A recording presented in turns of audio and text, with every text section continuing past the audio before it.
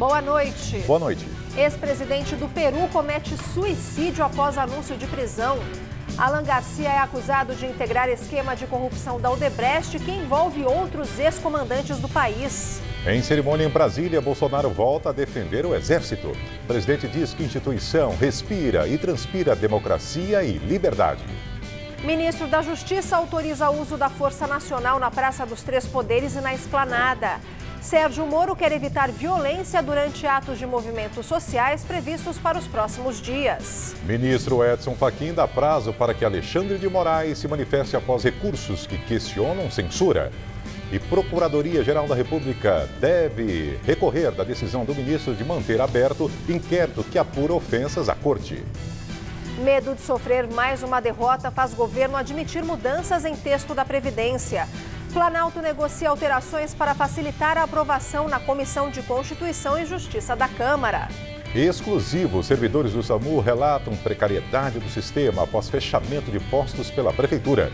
Atendimentos estão mais demorados. No ano passado, o número de ocorrências não concluídas chegou perto da metade. E você vai ver essas e outras notícias no Jornal da Gazeta, que começa agora.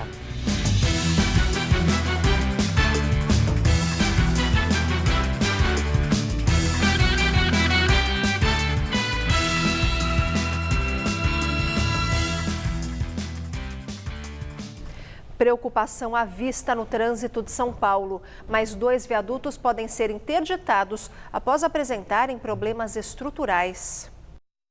Os 2 endereços vão precisar de uma perícia emergencial para confirmar a real situação de possível risco à população. O viaduto Bresser, no bairro da Moca, na Zona Leste, e o do Glicério, no centro da capital. A administração municipal aguarda os laudos estruturais para planejar obras de reparo. Empresas vão ser contratadas em caráter emergencial. Ambos fazem parte da segunda etapa de fiscalização realizada pela Prefeitura, que prevê a inspeção em 185 estruturas do tipo, como pontes, viadutos, passarelas e túneis. O programa deve executar também cerca de 50 obras de manutenção e recuperação destas vias. Na primeira fase de trabalhos, 33 pontes e viadutos foram vistoriados.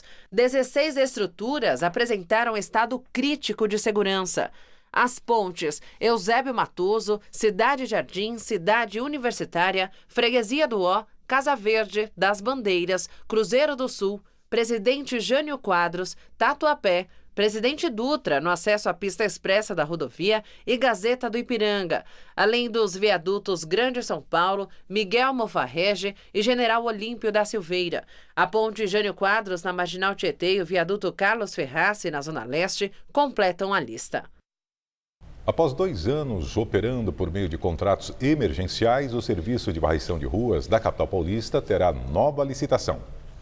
O novo chamamento público foi divulgado no Diário Oficial da cidade nesta quarta-feira. Desde 2017, o Tribunal de Contas do município vem questionando o modelo de concorrência pública aplicado pela Prefeitura e então suspendeu a publicação do edital. O serviço vinha sendo realizado por contratos emergenciais. Com a nova licitação, a gestão de Bruno Covas, do PSDB, pretende economizar 684 milhões de reais pelos 36 meses de vigência do contrato, já que agora a concorrência para os serviços de varrição das ruas da capital prevê o valor total de 2 bilhões e 300 milhões de reais. Servidores do SAMU, o Serviço de Atendimento Móvel de Urgência, reclamam da precariedade e da redução nos atendimentos após a Prefeitura fechar 31 dos 58 postos fixos da corporação.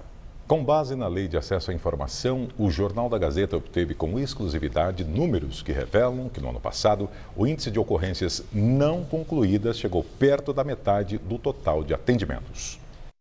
O vídeo mostra um homem lavando uma maca, segundo ele, pela falta de higienização adequada em uma das bases do SAMU em São Paulo. Não tem onde higienizar a maca, o nosso amigo está quebrando um galho aí da gente aí, batendo uma água para poder higienizar. A falta de estrutura para a limpeza das viaturas também pode ser vista neste outro vídeo feito por funcionários. A gente pode fazer agora, o próximo chamado, o trabalho de parto. A criança vai nascer, dentro do AM, infectada de vômitos. Josias trabalha como condutor das ambulâncias há 6 anos. Ele também reclama da mudança radical nas horas rodadas. As bases foram deslocadas para lugares ermos e ficou distante dos locais onde que tem mais chamados. Ou seja, as viaturas que antes rodavam 60, 70 quilômetros a cada plantão de 12 horas e atendia até 5 a 6 chamados, hoje faz 3 chamados e roda 120 quilômetros. Ou seja, atende menos e roda mais. A reestruturação no SAMU foi anunciada pelo prefeito Bruno Covas, do PSDB, no início do ano. Em fevereiro, 31 das 58 bases foram fechadas, incluindo esta na Avenida Hebe Camargo e essa outra na região da rodovia Raposo Tavares, que está abandonada. Muitos servidores acabaram transferidos. Com base na Lei de Acesso à Informação, o Jornal da Gazeta obteve com exclusividade o total de ocorrências recebidas pelo SAMU nos últimos 3 anos. Um número que vem caindo. Tinha sido de 385 mil em 2016. Depois, pouco mais de 370 mil em 2017, até chegar a 353 mil no ano passado. Por outro lado, o que cresceu nesse período dentro deste universo foram os chamados da população que não foram atendidos. Em 2016, 35% dos chamados não foram realizados. Em 2017, 44%. E no ano passado, o percentual de não atendimentos chegou aos 48%. A explicação do SAMU é que muitas vezes a vítima deixa o local da ocorrência antes da chegada das ambulâncias, ou cancela o chamado porque ela ou alguém próximo aciona outra forma de socorro, como os bombeiros ou veículos particulares. O Jornal da Gazeta pediu uma entrevista com alguém da Secretaria Municipal da Saúde, que não quis falar. Em outubro do ano passado, a mãe da Raquel passou mal e sofreu uma parada respiratória quando caminhava sozinha. Pessoas da rua chamaram o SAMU, só que passados 40 minutos, ela conta que ninguém apareceu e as pessoas acabaram levando a mãe dela para o hospital. Essa parada foi muito grave, por termos médicos, né? É uma parada muito grave que afeta muito o cérebro. Minha mãe ficou 3 meses na UTI, sem acordar, em coma, e dia 2 de janeiro ela faleceu.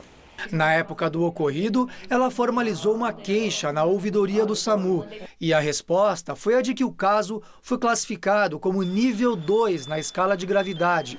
Por isso, o atendimento não foi feito. E a gente não pode contar com o SAMU, né? Que não tem como contar com o poder público de modo geral, com a saúde pública, que é trágico, assim, realmente. Em nota, a Secretaria Municipal de Saúde lamentou a morte da paciente e informou que o caso está em apuração. A Secretaria também disse que o tempo do chamado depende da gravidade de cada caso e das informações passadas pelo solicitante. Em Marília, no interior paulista, 2 policiais militares salvaram a vida de um recém-nascido de apenas 21 dias. De acordo com os pais, ele se engasgou com leite e parou de respirar. As imagens são impressionantes. A câmera de segurança do quartel registrou o momento em que os pais, desesperados, chegam com o bebê no colo pedindo por socorro. Os policiais Renato Toroco e Robson Thiago de Souza começaram a realizar a manobra Heimlich, um método que desobstrui as vias aéreas. De acordo com os policiais, a criança já estava desacordada, roxa e sem batimentos. Após 3 tentativas, o bebê voltou a respirar. Em seguida, foi encaminhado para o hospital e passa bem. Subiu para 20 o número de mortes confirmadas no desabamento de 2 prédios no Rio de Janeiro. Hoje, 6º dia de resgate na comunidade de Muzema, Zona Oeste, os bombeiros resgataram mais 4 corpos. 3 pessoas seguem desaparecidas. Depois da tragédia, na sexta-feira passada, a Prefeitura confirmou que 16 edifícios da região serão implodidos. O ex-deputado federal Luiz Argolo, condenado pela Lava Jato, foi solto depois de cumprir 4 anos de prisão. Ele deverá pagar multa de R$ 2 milhões. A Justiça concedeu liberdade condicional ao ex-deputado que cumpria a pena no Centro de Observação Penal do Complexo Penitenciário Lemos Brito, em Salvador. No total, a pena de Argolo era de 12 anos e 8 meses em regime fechado. Ele cumpriu 1/3 e, mediante multa estipulada na pena, conseguiu direito à condicional. Ele deverá pagar R$2 milhões, parcelados em 105 vezes, sendo que a primeira parcela, de cerca de R$19 mil, já foi paga. Argolo foi condenado em 2015 pelos crimes de corrupção passiva e lavagem de dinheiro. Segundo a sentença dada pelo então juiz Sérgio Moro, Argolo recebeu parte do dinheiro de propina paga por empreiteiras fornecedoras da Petrobras à diretoria de abastecimento da estatal. Após ter ordem de prisão decretada em caso de corrupção envolvendo a construtora brasileira Odebrecht, o ex-presidente do Peru, Alan Garcia, cometeu suicídio. Segundo as autoridades, Alan Garcia soube que havia uma ordem de prisão preventiva contra ele, pediu permissão para conversar com seu advogado e se trancou em seu quarto. Logo depois foram ouvidos disparos. Ele chegou a ser levado para o hospital, onde sofreu 3 paradas cardíacas e passou por cirurgia, mas morreu após 3 horas no centro cirúrgico. O ex-presidente governou o Peru por 2 mandatos, o primeiro entre 1985 e 1990 e depois, em 2006 até 2011. Acusado de receber propina da Odebrecht, Garcia era investigado em 2 casos de corrupção envolvendo a empreiteira brasileira. Num deles, foi apontado de ter recebido dinheiro ilegal para sua campanha eleitoral e no outro, de receber propina ao beneficiar a Odebrecht com obras do metrô de Lima. Foi o primeiro caso de suicídio envolvendo um político acusado por corrupção na Lava Jato. No ano passado, Alan Garcia tentou escapar da justiça peruana.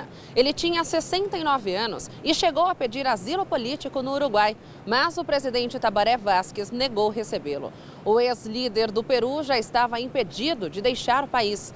No começo deste mês, o ex-presidente disse em entrevista que não havia elementos para sua prisão e que, se isso acontecesse, seria uma grande injustiça. Em acordo fechado com um tribunal americano, a construtora disse que pagou cerca de 29 milhões de dólares em propina e caixa 2 a políticos do Peru. Além de Alan Garcia, são investigados no caso da empreiteira os ex-presidentes Alejandro Toledo, que fugiu para os Estados Unidos e aguarda um pedido de extradição, e Ollanta Humala, que chegou a ficar preso por 1 ano e agora responde ao processo em liberdade. Na semana passada, o ex-presidente Pedro Pablo Kuczynski, que renunciou em 2018 após denúncias de corrupção, foi preso. Em Brasília, o presidente Jair Bolsonaro disse que o Exército respira democracia. A declaração do presidente foi em cerimônia pelo Dia do Exército, comemorado na próxima sexta-feira, dia 19. Bolsonaro ficou na chuva para homenagear a instituição. Na semana passada, o presidente chegou a dar uma declaração polêmica sobre os militares. Ele disse que o Exército não havia matado ninguém, ao ser questionado sobre o fuzilamento, com mais de 80 tiros, do músico e segurança Evaldo Rosa dos Santos, no Rio de Janeiro, e classificou o episódio como um incidente. Hoje, ele não comentou o assunto. Exército que nos momentos mais difíceis da nossa nação sempre esteve ao lado da vontade do seu povo. Exército que respira e transpira democracia e liberdade. Exército que honra a todos nós. No discurso, voltou a defender uma promessa de campanha. Disse que pretende instalar escolas militares em todas as capitais do país. A próxima deve ser em São Paulo. É interesse nosso de fazer com que, em cada capital de estado que porventura não tenha colégio militar, que lá venhamos a colocar um colégio em funcionamento. A missão não é fácil, mas o Brasil tem tudo para ser uma grande nação, tem tudo para ocupar o local de destaque que merece no mundo, e chegaremos lá com a ajuda de Deus e das pessoas de bem do nosso país. O ministro da Justiça, Sérgio Moro, autorizou o uso pelos próximos 33 dias da Força Nacional de Segurança na Praça dos Três Poderes e na Esplanada dos Ministérios em Brasília. A medida foi solicitada pelo general Augusto Heleno, chefe do Gabinete de Segurança Institucional. Para o general, a medida é para desencorajar violência em atos. Para os próximos dias, a expectativa de movimentos sociais em Brasília. Entre os dias 24 e 26 de abril, será realizado o acampamento Terra Livre. A marcha, que ocorre há 15 anos, reúne indígenas de diversas partes do Brasil. Já na sexta, comemora-se o Dia do Índio.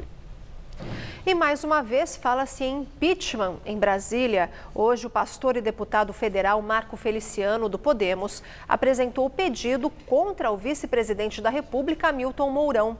No entender do parlamentar, a deslealdade de Mourão perante o presidente Jair Bolsonaro, supostamente provocada por declarações do vice em sentido contrário ao que o defende o presidente, pode ser enquadrada como crime de responsabilidade. Para o pastor Feliciano, ao se eleger como vice, Mourão abdicou de parte de sua liberdade de expressão em prol da defesa do programa de governo. Agora, o pedido de impeachment deverá ser analisado pelo presidente da Câmara, o deputado Rodrigo Maia. O ministro do Meio Ambiente, Ricardo Salles, indicou o atual comandante da Polícia Militar Ambiental do Estado de São Paulo, Coronel Homero de Jorge Cerqueira, para presidir o Instituto Chico Mendes de Conservação da Biodiversidade, o ICMBio. O ministro Ricardo Salles informou que já solicitou a liberação do comandante da PM Ambiental ao secretário de Segurança Pública paulista. O coronel Homero de Jorge Cerqueira está desde julho de 2018 no comando do policiamento ambiental do estado de São Paulo e já chefiou outras unidades da PM, como a Casa Militar e a Escola Superior de Soldados e Sargentos. Cerqueira irá substituir Adalberto Eberhard, que pediu demissão do ICMBio no último fim de semana. Eberhard decidiu sair do cargo após um episódio em que Ricardo Salles ameaçou abrir processo administrativo disciplinar contra servidores do ICMBio por não terem comparecido a um evento. O ex-presidente do Instituto alegou motivos pessoais. Sem acordo e com uma nova derrota, parecer da reforma da Previdência ficou para a semana que vem. O governo já admite fazer mudanças na proposta. A sessão de hoje teve um intenso bate-boca. Os deputados da oposição exigiam a presença do relator no colegiado. Ação da presença do relator. Vai sentar. Essa questão de ordem. Eles querem tumultuar, seu presidente. Marcelo Freitas estava em reunião com líderes do Centrão, que reúne partidos como PR, PP, PSD e Solidariedade. O grupo deseja mudanças no texto. A sessão, então, foi interrompida pelo presidente da CCJ, Felipe Francischini. No entanto, a reunião do relator com o Centrão não teve acordo e Marcelo Freitas pediu o adiamento da votação para a semana que vem. Ele disse que vai analisar os pedidos dos deputados. Como se cuida de uma alteração substancial na Constituição Federal, pode ser que um ou outro ponto possa ser suprimido ou não a pedido do relator. Então é exatamente isso. Nós entendemos, continuamos a entender que a proposta apresentada pelo governo é absolutamente constitucional. Nós estudamos profundamente o assunto, mas vamos realmente discutir com os líderes e encontrar aquilo que for melhor para o país. A oposição disse que o adiamento foi uma derrota do governo. O Palácio do Planalto desejava que a votação fosse hoje. O relator minimizou. Ao contrário, o que nós estamos procurando trabalhar é exatamente a construção de um consenso que permita fazer um texto final, ou que permita discutir um texto final que atenda aos interesses da sociedade brasileira, sem que haja uma desidratação no texto proposto pelo governo. Os líderes do Centrão exigem que 5 pontos sejam retirados da proposta enviada pelo governo. A mudança nas regras do abono salarial, no FGTS, na idade de aposentadoria compulsória de ministros do Supremo Tribunal Federal, troca no foro para julgamento de ações contra o INSS e os dispositivos que retiram da Constituição regras de aposentadoria. A tendência é de que o Planalto ceda e faça algumas alterações. O temor do governo é de que a matéria seja derrotada na CCJ e que não chegue nem ao plenário. Antes de ir para a deliberação de toda a Câmara, a proposta ainda precisa passar por uma comissão especial. A equipe econômica não quer que a reforma sofra uma desidratação. Paulo Guedes espera economizar cerca de R$1 trilhão com a Previdência em 10 anos. E agora o comentário de Josias de Souza, direto de Brasília. A reforma da Previdência empacou na Comissão de Constituição e Justiça da Câmara. A votação foi adiada para depois da Páscoa. Isso ocorre porque o Centrão, grupo suprapartidário conservador que vive de apoiar governos em troca de vantagens, decidiu dar uma lição em Jair Bolsonaro. O Centrão quer ensinar a Bolsonaro que ataques à velha política, muito úteis em campanhas eleitorais, perdem a serventia no instante em que o presidente manda para o Congresso as emendas constitucionais que prometeu aos eleitores. No caso da reforma da Previdência, o que Bolsonaro precisa no momento é de 3/5 dos votos. 308 votos na Câmara e 49 votos no Senado. Sem os votos do Centrão, o Planalto não atingirá essas marcas. No gogó, os partidos do Centrão se dispõem a ajudar, mas consideram michurucas as vantagens levadas por Bolsonaro ao balcão. Cargos de 5ª categoria nos estados e uma mixaria em emendas orçamentárias. Em aliança com a oposição, o grupo apressa a votação da emenda constitucional que impõe o pagamento dos gastos que as bancadas enfiam dentro do orçamento da União. O Centrão ajuda a acelerar também a emenda que transfere verbas federais diretamente para os prefeitos, sem a intermediação do governo federal. O Centrão arranca na marra o que Bolsonaro se nega a negociar. O grupo faz gato e sapato do governo na Comissão de Justiça da Câmara. O Centrão impõe humilhações em série a Bolsonaro. Inverte a pauta para tirar a Previdência do primeiro lugar da fila, assiste de braços cruzados às manobras protelatórias da oposição, condiciona a votação a uma lipoaspiração na proposta de reforma previdenciária do governo. Em vez de negociar a sério, levando à vitrine eventuais propostas indecentes, Bolsonaro prefere ficar irritado. O Centrão não fica irritado. O grupo prefere ficar com tudo. Boa noite. O dólar comercial fechou o dia cotado a R$ 3,93 na venda, alta de 0,85%. O Ibovespa da Bolsa de Valores, a B3, encerrou o pregão em baixa de 1,11% aos 93.285 pontos. E agora vamos ao comentário de economia com Denise Campos de Toledo. A sessão de hoje da CCJ reforçou a insegurança quanto ao ambiente político para a aprovação da reforma da Previdência. Ainda se conta com a aprovação da reforma. Alguma reforma será aprovada porque a sociedade, mesmo os políticos, sabem da importância do ajuste fiscal para a economia. O problema é o tempo e o tamanho da reforma a ser aprovada, o quanto poderá ser alterada. O impasse na CCJ foi muito em torno dessas possíveis mudanças. A oposição quer barrar simplesmente. O Centrão já quer determinar algumas alterações no texto original, antes de chegar à comissão especial que vai discutir o mérito. E a base de apoio do governo ainda parece muito dividida, sem consenso, a ponto de o próprio líder do PSL, delegado Valdir, reconhecer que o presidente Bolsonaro ainda não tem uma base formada e a bancada do PSL é das mais infiéis, pela pressão que os deputados sofrem das redes. O adiamento das discussões para a semana que vem, nessas condições, levou o mercado a uma reação negativa imediata, com dólar em alta e bolsa em queda. É o risco de a reforma enroscar mesmo ou acabar produzindo resultado bem menor que o previsto, o que teria desdobramentos negativos no momento em que a economia já mostra dificuldades para a retomada do crescimento. Essa situação toda já tem deixado até o investidor estrangeiro mais cauteloso em relação ao Brasil. O que está acontecendo na Argentina é uma boa referência do risco de não se fazer o ajuste fiscal. Macri não conseguiu executar o ajuste, veio a pressão no câmbio, com a economia muito dolarizada, a inflação subiu, aumentou o desemprego, a pobreza, o país até teve de recorrer ao FMI.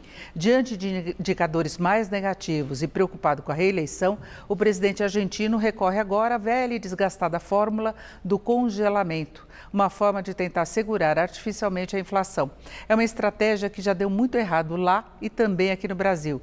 Desorganiza o sistema produtivo, deixa custos represados, aumenta o desequilíbrio das contas do governo, que terá de bancar boa parte da contenção dos reajustes de preços e tarifas. No curto prazo, Até pode haver um alívio para a população, mas ainda não há qualquer mudança estrutural que melhore de fato as perspectivas para a economia do país. O Brasil está em condições muito melhores, mas sem um ajuste fiscal, o cenário econômico também pode piorar bastante. Por isso, possíveis ameaças à reforma têm essa repercussão maior no mercado. Uma boa noite. A Secretaria Estadual da Fazenda realizou hoje operação de combate à sonegação de impostos na importação de mercadorias em 27 cidades paulistas. Ao todo, são investigados 80 estabelecimentos de 48 empresas importadoras de alimentos, bebidas e insumos químicos. A estimativa é a de que tenham sido sonegados um total de 400 milhões de reais em ICMS entre os anos de 2015 e 2018. Apenas uma empresa da capital paulista é suspeita de omitir 66 milhões de reais na importação de chocolate. Daqui a pouco, na entrevista do dia com Maria Lídia Flandoli, recebemos o presidente da Fiesp, Paulo Scaff, sobre o ânimo dos empresários da indústria de São Paulo. Procuradoria-Geral da República deve recorrer da decisão do ministro Alexandre de Moraes, do Supremo, que manteve aberto o inquérito que apura ataques ao STF. E hoje o ministro Edson Fachin pediu que Moraes se manifeste sobre o caso de censura a meios de comunicação. O confronto entre a Procuradoria-Geral da República e o Supremo Tribunal Federal começou ontem após a procuradora Raquel Dodge pedir o arquivamento do inquérito do STF do caso que apura notícias falsas, ofensas e ameaças contra ministros. A decisão veio dos Estados Unidos, onde Dodge passa as férias. Mesmo em recesso, a procuradora tem a prerrogativa de responder em qualquer situação. Cerca de 4 horas depois, Alexandre de Moraes negou o arquivamento do inquérito. O ministro do Supremo afirmou em despacho que o pedido da Procuradora-Geral da República não se configura constitucional e legalmente lícito. A Procuradora-Geral da República, Raquel Dodge, deverá recorrer da decisão. O recurso deverá ser apresentado ao plenário do STF, forçando os demais ministros da Corte a se posicionarem. O embate entre a PGR e o Supremo aconteceu em meio a uma operação da Polícia Federal, ordenada por Moraes, que apreendeu computadores e celulares de 7 suspeitos. Ao autorizar a operação de ontem, o ministro também mandou bloquear as contas dos investigados nas redes sociais. E a situação pode ficar ainda mais complicada no mês que vem. Marcelo Odebrecht vai depor a CPI do BNDES. A data ainda será marcada, mas como as perguntas dos deputados são livres, pode haver momento de tensão quando surgir o nome do presidente do STF, ministro Dias Toffoli. Em depoimento à Polícia Federal, Marcelo Odebrecht afirmou que o apelido Amigo do Meu Pai refere-se a Toffoli. O caso foi revelado pela revista Cruzoé e também divulgado no site O Antagonista. Ontem, o ministro Alexandre de Moraes mandou retirar imediatamente do ar a reportagem. A decisão foi classificada como censura por políticos, juristas e entidades de imprensa. Cruzoé e O Antagonista já recorreram da decisão. Hoje, o ministro Edson Fachin pediu que o colega Alexandre de Moraes se manifeste sobre o caso no prazo de 5 dias. Em outro processo, no qual a Associação Nacional dos Procuradores da República pede a suspensão do inquérito, Fachin deu 72 horas para a Advocacia Geral da União prestar informações. A associação quer garantir aos procuradores liberdade de expressão e segurança em seu trabalho. E após a polêmica, o plenário do Senado deve decidir sobre a CPI da Lava Toga, que investiga integrantes do Supremo Tribunal Federal. Após mais uma tentativa de instaurar a Comissão Parlamentar de Inquérito que busca investigar membros das Cortes Superiores ser arquivada nesta semana, o presidente do Senado, Davi Alcolumbre, do DEM do Amapá, sofreu pressão dos outros senadores e recuou. Agora a matéria deve ser decidida no plenário da Casa. Segundo o presidente do Senado, a matéria será oportunamente pautada. Alcolumbre já havia tentado encerrar a instalação da CPI em março desse ano, mas para não arcar com o peso da decisão sozinho, recorreu à Comissão de Constituição e Justiça da Casa. A CCJ era contrária ao recurso, que seria arquivado até o presidente do Senado recuar. A decisão do ministro do STF, Alexandre de Moraes, de censurar os sites da revista Cruzoé e O Antagonista, provocou uma forte reação no Senado. Moraes determinou a retirada das reportagens publicadas na semana passada, que mencionavam a citação do presidente da Corte, Dias Toffoli, em um e-mail de Marcelo Odebrecht, delator condenado pela Lava Jato. O caso reacendeu a pressão dos senadores, que além da CPI, agora pretendem entrar com um pedido de impeachment contra os 2 ministros. Os senadores entendem que Moraes e Toffoli agiram com abuso de poder. Um pedido de impeachment de um ministro do STF seria encaminhado para a mesa diretora do Senado e para o presidente Davi Alcolumbre, que pode decidir se o processo será arquivado ou se terá prosseguimento. Depois, uma comissão de 21 senadores deve emitir um parecer sobre o pedido. A decisão final cabe ao plenário. O impeachment dependerá de um quórum de 2/3 da casa, ou seja, 54 senadores. Bora falar de tempo? Hoje o dia começou com temperaturas agradáveis, mas logo o sol apareceu bastante aqui na capital paulista, né? Pois é, em alguns pontos da cidade, os termômetros ultrapassaram a marca dos 27 graus. Para as próximas horas, não há previsão de chuva. E a Tássia Sena conta mais detalhes pra gente.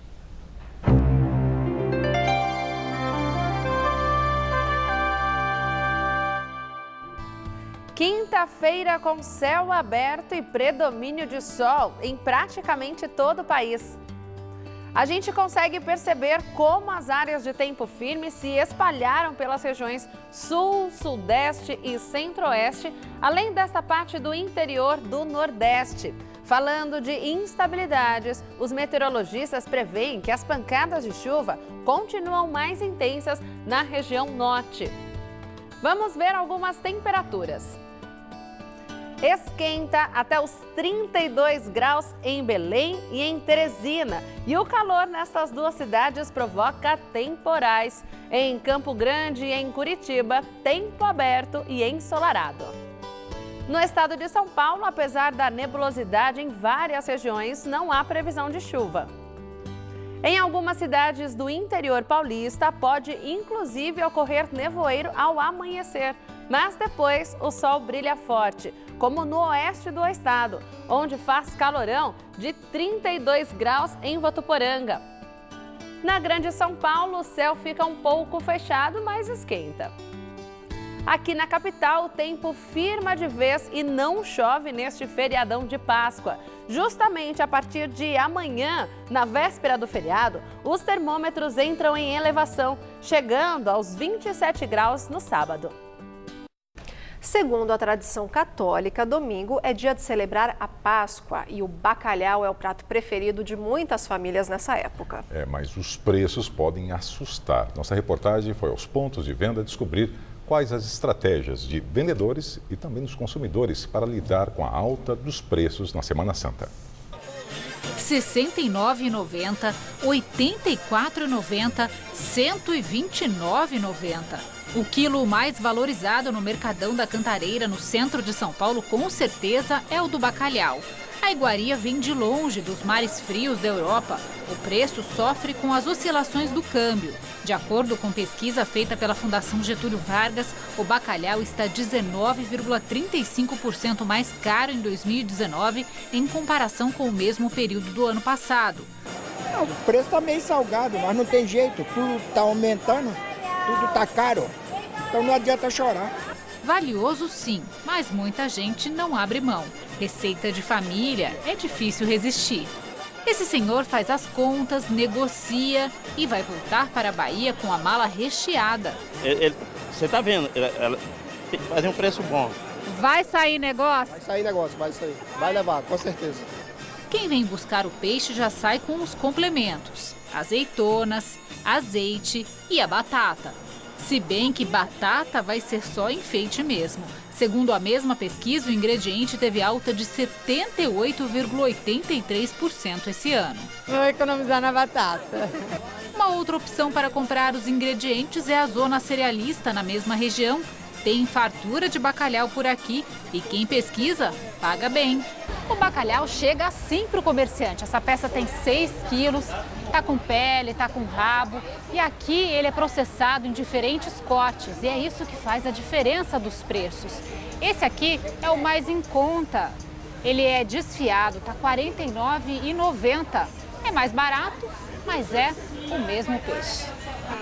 E tem filés já cortados por R$ 79,90 e a parte mais alta e nobre do peixe, o lombo, por R$ 124,90. O corte É o mesmo peixe, só muda o corte. Então no lombo a gente tira aquela parte mais alta, aquelas postas altas. Aí o que sobra a gente faz as lasquinhas. Então é o mesmo peixe, vai depender aí do bolso de cada um. E escolhido o corte, é só acertar na receita que a festa tá garantida. Na Sexta-feira Santa tem que ter um bacalhau.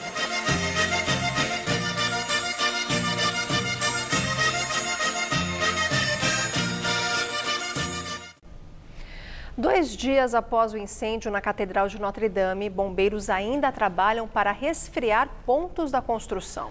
E o governo francês lançou um concurso internacional para arquitetos redesenharem a torre mais alta da catedral, que foi destruída pelo fogo.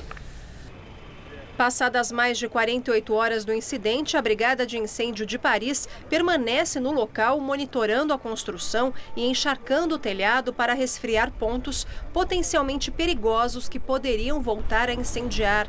Hoje, integrantes do governo francês se reuniram com o presidente Emmanuel Macron para discutir como será feita a reconstrução da Notre Dame de Paris. Magnatas e empresas internacionais já se comprometeram em arcar com os custos milionários da reforma. E o primeiro-ministro francês, Édouard Philippe, anunciou uma competição entre arquitetos do mundo todo para apresentarem projetos de reconstrução da chamada Flecha, a torre mais alta da catedral, que tinha 90 metros de altura e foi destruída pelo fogo. Dependendo dos desenhos apresentados, a torre pode ser reconstruída com um design diferente do original. Também hoje, várias catedrais da França badalaram seus sinos em homenagem à Notre Dame de Paris.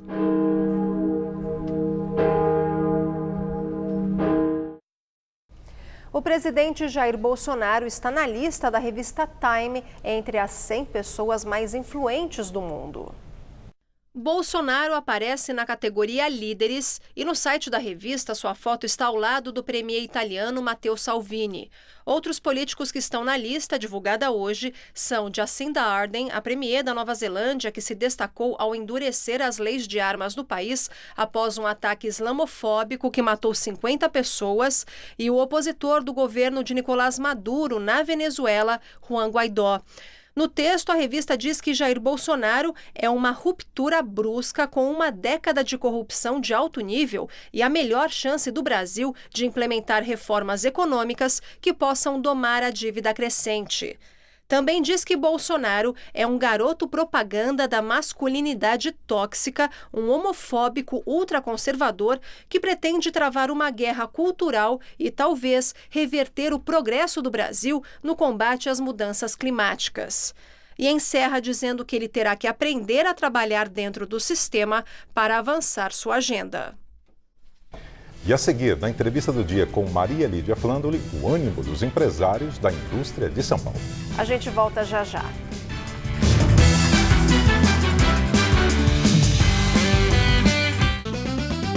Você já se perguntou, afinal, por que sofremos? No Todo Seu dessa quinta, tem uma reflexão bem interessante sobre o assunto com o Luiz Henrique Bust, especialista em desenvolvimento humano junto à ONU.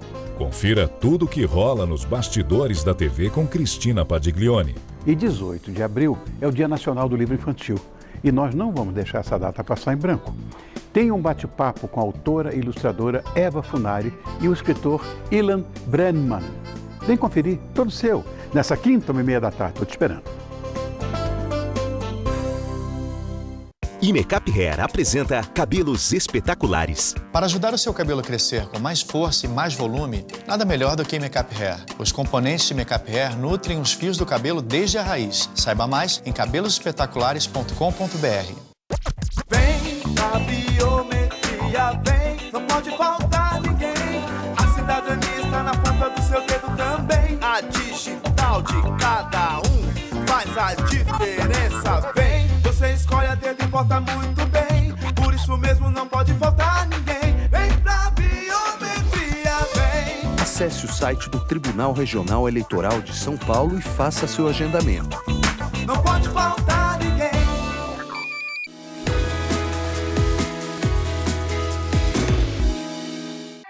Tá a fim de escrever a sua própria história? Que tal dirigir a sua própria vida? Então corre pra cá, que a sua hora chegou. Bem-vindo ao Universo Casper. Um lugar certo para você pensar, criar e questionar. Na Casper, razão e emoção se unem para fazer diferente, fazer melhor. E você, aceita o desafio? Tem muita coisa nova te esperando por aqui. Faculdade Casper Líbero. Paixão por comunicação. Fala galera, quero saber agora a sua opinião sobre educar os filhos em casa. No Dia Azuca desta quinta, vamos discutir vantagens e desvantagens do ensino domiciliar. Participe!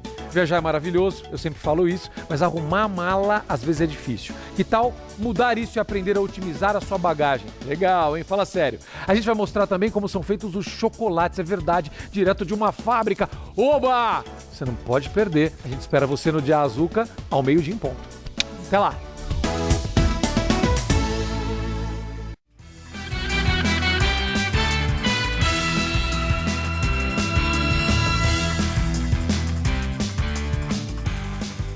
O presidente da Petrobras, Roberto Castelo Branco, anunciou um aumento de 10% no preço do diesel nas refinarias. O novo valor já entra em vigor a partir de amanhã.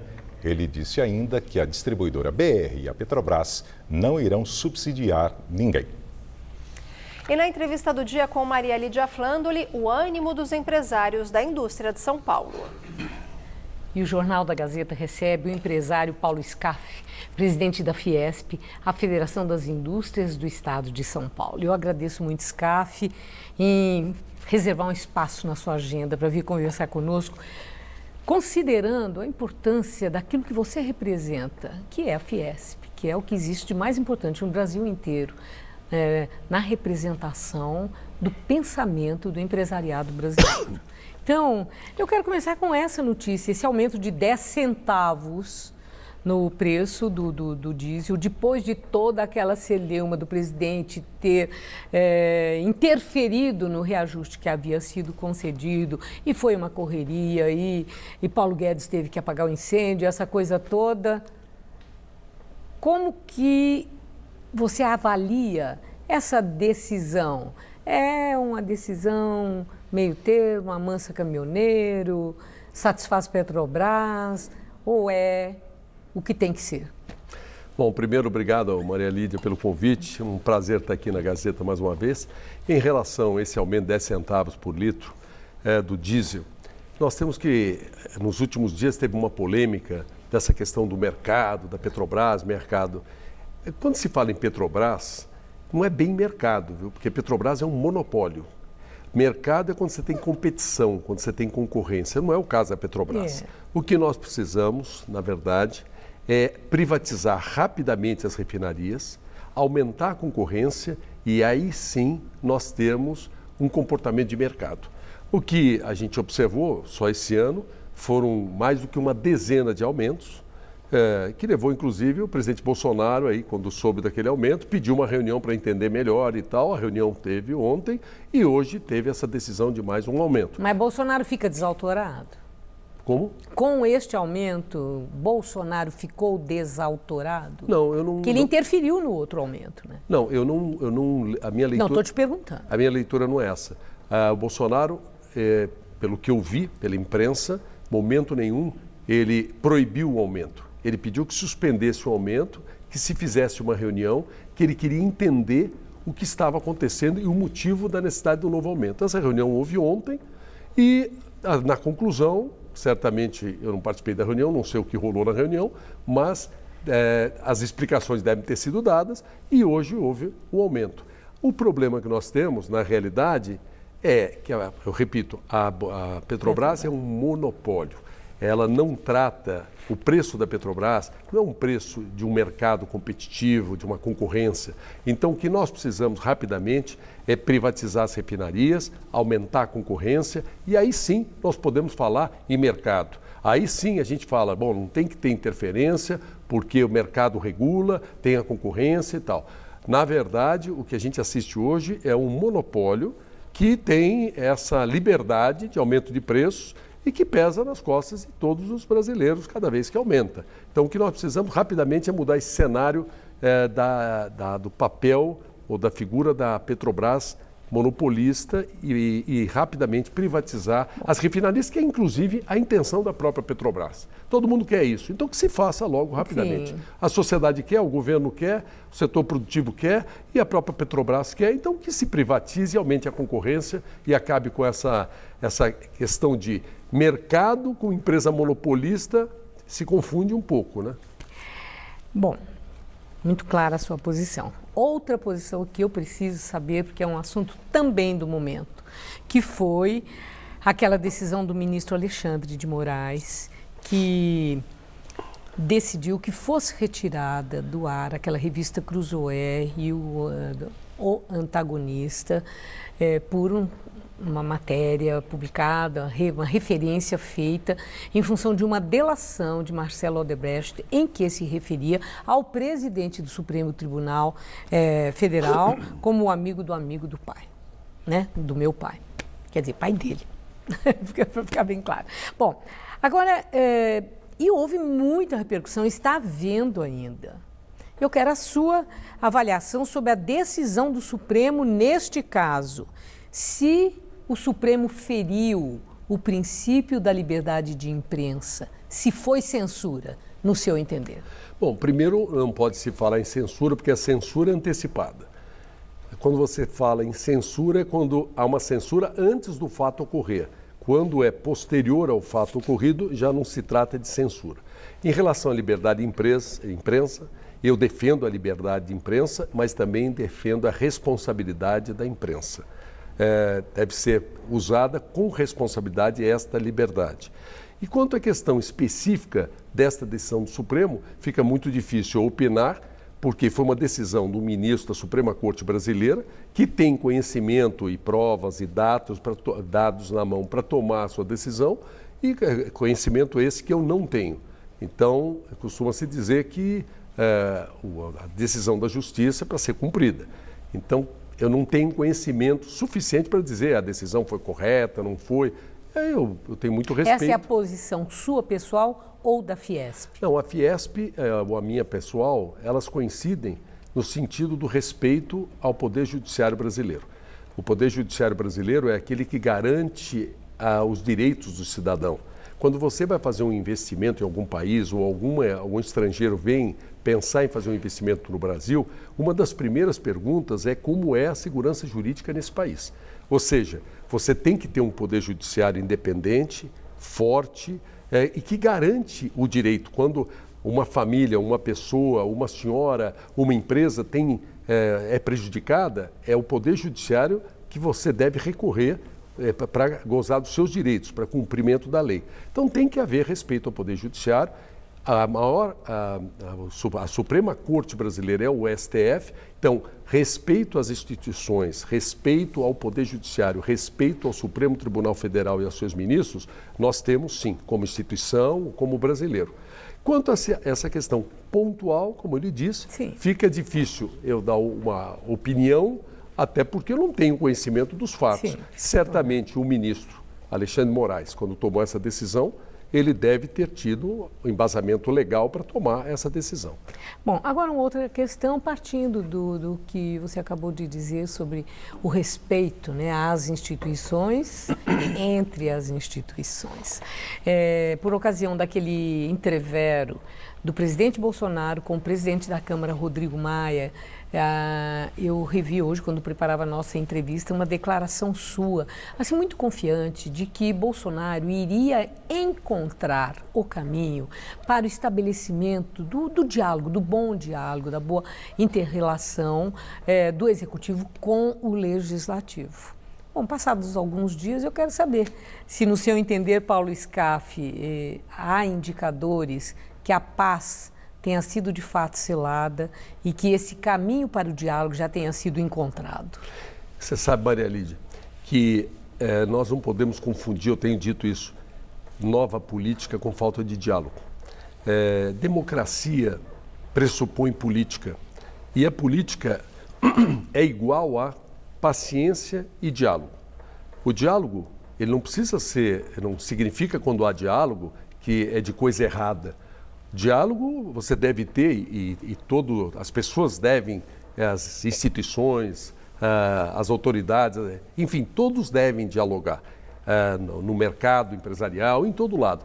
Um bom diálogo. Então, muitas vezes há uma certa confusão que dialogar pode ser, vamos dizer, contra a nova política. Não, nova política significa o bom diálogo, o diálogo saudável, sadio para o país, e a política é dialogar e ter paciência. E esse bom diálogo já está acontecendo ou ainda está meio turbulento? Eu quero lembrar o seguinte, nós tivemos a eleição de um novo governo.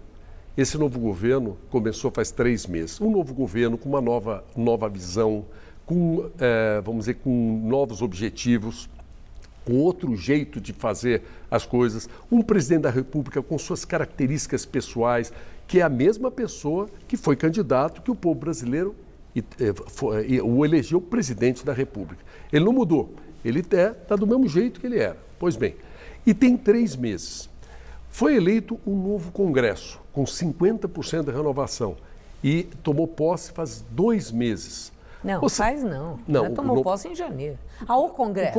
O Congresso. Então, desculpa. o governo 3 meses, o Congresso 2 meses. Certo. Com 50% de renovação. Nós temos que dar um tempo para haver, vamos dizer, uma acomodação, porque é um novo Congresso, com nova visão, com 50% de renovação, com muita gente com visões distintas. E que nunca participou de política, né? Muita gente nova na política. Muitos nunca participaram. Então, a gente tem que acreditar no Brasil e acreditar que estas situações vão se acomodar. São coisas menores, quando fulano falou isso, o presidente fez uma afirmação assim, ou assada, houve uma desavença, um falou uma coisa, outro falou outra.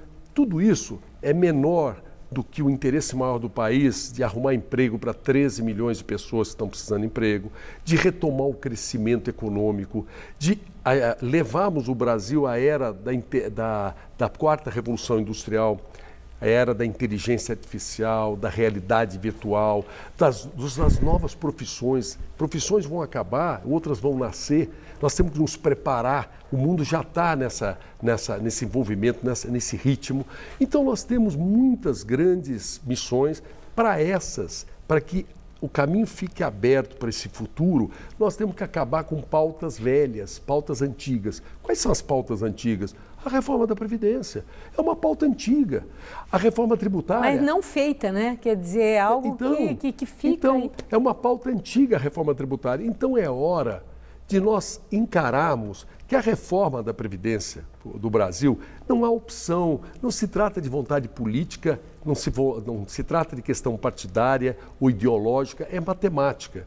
Hoje, 52% do orçamento do governo vai para a Previdência. Se nada for feito, em 15 anos, vai 100% do orçamento do governo federal para a Previdência. Se for 100%, não sobra dinheiro para a educação, para a saúde, para a segurança, para nada. Ou os aposentados não vão receber. Então é necessário que se faça a reforma da Previdência. A reforma tributária... Não está fácil, né? Nem vamos falar da tributária. Posso te pedir isso? Porque o nosso tempo não vai dar. Então, na da Previdência, nós estamos vendo que a coisa lá está um pouco tumultuada. Mesmo hoje, a Comissão de Constituição e Justiça, a coisa ainda prorrogou mais uma vez que vem. Prorrogada. Havia uma expectativa que nessa semana o próprio Rodrigo Maia achava que a CCJ iria já definir, depois vai para a comissão especial, aí lá fica por mais de 50 dias na comissão especial, só depois, qual seja, nesse primeiro semestre não vai sair. Né? A perspectiva de sair no primeiro semestre, ela se reduz, né, a cada vez que a coisa não anda lá na própria Câmara Federal. A pergunta é, se é tão importante assim, tão condicionante assim, dos resultados positivos da política econômica do Paulo Guedes, que seja aprovada a reforma da Previdência, o Brasil vai ficar empacado? Não vai ficar. Ou continuar empacado? Não, eu acredito que nós vamos ter aprovação, sim, da reforma da Previdência na Câmara dos Deputados ainda nesse semestre. Veja a situação. Quando, no governo anterior, começou a se discutir a Previdência, tinham 50, 60 deputados que claramente, publicamente, manifestavam já o apoio à reforma. Hoje tem quase 200. A situação não é tão ruim para caminhar na Câmara. Está havendo muito ruído, é verdade. Mas a situação, assim, numa análise verdadeira, tudo indica que, com o ruído ou sem ruído, a reforma da Previdência... Alguma reforma vai sair? Não, isso não serve. Com ruído ou sem ruído, precisa aprovar uma reforma que dê um impacto fiscal que o Brasil necessita. Existe esse número mágico aí que se coloca de R$1 trilhão. Mas esse acho que já... Em 10 anos, que seria 100 bilhões por ano. Está abandonado o já. O déficit da Previdência anual é 280 bilhões. Se você tiver uma redução de 100, ainda fica um déficit que o tempo pode acertar. Então não adianta, se for feita uma reforma faz de conta, que dê um impacto fiscal de 200, 300, 500 bilhões, é muito pouco. Não vai resolver. Vai tapar um buraco por muito pouco tempo. Então o que nós precisamos é que seja votado. Se você perguntar, Paulo Scaff, na sua opinião, vai ser votado na Câmara dos Deputados nesse semestre a reforma da Previdência e uma reforma que sirva ao Brasil, os interesses da nação brasileira, eu vou te responder. E eu tenho esperança que sim. Eu acredito nisso e estou trabalhando para isso. Nós temos feito tudo o que é possível. Recebi o presidente do Senado na Fiesp há poucas semanas. Recebi o presidente da Câmara, o Rodrigo, esta semana. Acho ótimo falar nas pessoas que recebeu para chegar no vice-presidente da República, que foi recebido na Fiesp, num evento de muita expressão, com cerca de 700 pessoas, empresários, presidentes de sindicatos, lideranças. Quer dizer, um evento de muita expressão com o vice-presidente da República, o general Hamilton Mourão. Agora, o que eu quero saber é se nesse encontro que vocês pretenderam, se tem uma relação com aquilo que pesquisa mostra sobre o ânimo dos empresários com relação ao governo Jair Bolsonaro, que caiu bastante esse ânimo em relação ao otimismo do primeiro dia, da tomada de posse. Ali estava um otimismo, uma perspectiva muito otimista. Mas as coisas mudaram de lá para cá. E também na população. Ele estava com 55% de aprovação e caiu para 32%. Então, parece que não é por questiúnculas. A expectativa podia ser muito alta e as coisas não estão acontecendo. A Fiesp, quando recebeu o general Mourão, foi em função da queda no ânimo dos empresários com o resultado de governo Bolsonaro e uma vulnerabilidade de Bolsonaro continuar no governo ou não, seja por qualquer razão. Então, vocês já estão conversando com o Mourão? Foi isso que aconteceu? Como se especulou na ocasião? Absolutamente. Nós convidamos... E lá esteve o vice-presidente Mourão, essa semana o presidente da Câmara, numa reunião de grande magnitude também, com lideranças do estado todo e de outros estados brasileiros. Vamos estar recebendo no dia 6 de maio o presidente do Senado, que já esteve conosco, mas vai estar numa reunião grande também. Enfim, recebemos bancadas, deputados, lideranças. Isso é uma... E por que não o Bolsonaro? Isso é uma atividade... Bom, o presidente Bolsonaro, convidado está... Agora, a agenda do presidente, a decisão é dele. Naturalmente, se o presidente Bolsonaro quisesse já ter estado na Fiesp, ele seria muito bem recebido na Fiesp. E o momento que ele quiser estar, ele será muito bem recebido. Ele está forte, firme? Ou vocês têm algum temor que possa haver investida de impeachment por cima do Bolsonaro, pelos desacertos que já vem acontecendo? Eu quero dizer, só para completar em relação ao vice-presidente Mourão, que a presença dele... E o comportamento, o discurso, as colocações, o tempo todo, foram posições do governo. O vice-presidente estava representando o governo, não estava em causa pessoal, própria. Ele estava em nome do governo. Nossos debates foram com o governo brasileiro na pessoa do vice-presidente. E a confiança da Fiesp em Bolsonaro, para encerrar. Em relação à confiança, continua a confiança de investimentos. Há hoje uma expectativa, não há pessimismo. Nós iniciamos, é verdade, havia mais otimismo. E o otimismo deu lugar à expectativa. Expectativa da aprovação da reforma da Previdência, expectativa da aprovação da reforma tributária, expectativa dos poderes, o diálogo se acalmar, enfim.